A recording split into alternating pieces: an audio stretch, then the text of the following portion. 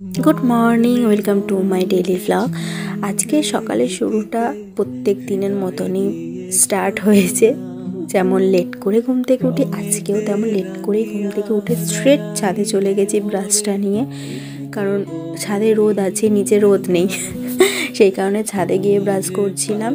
আর এদিক ওদিক দেখছিলাম একটু, যে দেখি ভোরবেলা তো আর উঠে দেখতে পারি না সকালটা কেমন, তো বেলাতেই উঠে দেখছি।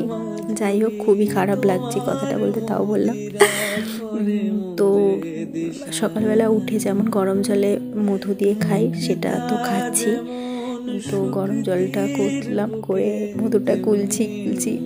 মা বলছে কি রে কতক্ষণ লাগে তোর খেতে, তো খাচ্ছিলাম নড়ে নড়ে ক্যামেরার সামনে ডক করতে করতে মধু জলটা খাচ্ছি। অবভিয়াসলি গরম জলে মধু দিয়ে খাচ্ছি। আবার দেখো ক্যামেরার সামনে কেমন ঢং করছি। আমার মানে ক্যামেরার সামনে ঢং করতে করতেই আরও দেরি হয়ে যায় সকালবেলাটা। তো যাই হোক, জলটা খাচ্ছি। খাওয়ার পরে চুলে যে বেনি করে রেখেছিলাম বেনিটা খুলছি আস্তে আস্তে। আর মাকে বলছি যে দেখো মা, বেনিটা খুলবো আর চুলটা পুরো কার্ল হয়ে থাকবে। কোথাও যাওয়ার সময় আমার মনে থাকে না যে কার্ল করতে হবে বা কিছু, বেনি করে রাখি আগের দিন। মা বলে হ্যাঁ, কোথাও যাওয়ার সময় তোর মনে থাকে না, ঘরে থাকলে এগুলো মনে থাকে। যাই হোক, এটা প্রতিদিনের ঘটনা ঘটে আর কি।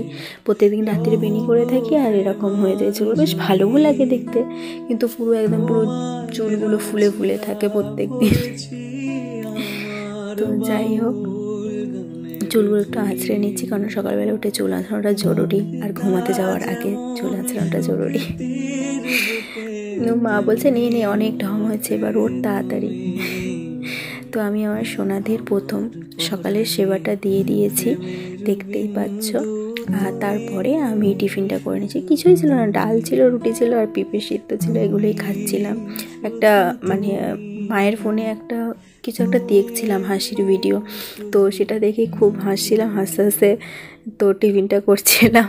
তো মানে আমার এখনও হাসি পাচ্ছে নিজের হাসি দেখে, যে মানে কি পাগলের মতন হেসেই যাচ্ছে।